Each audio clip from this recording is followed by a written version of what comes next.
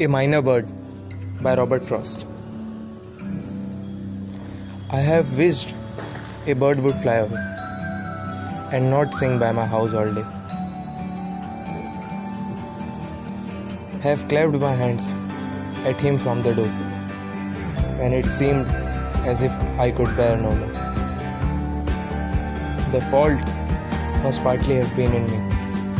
The bird was not to blame for his song.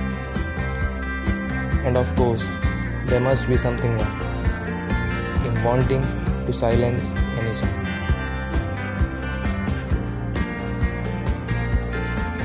Thank you.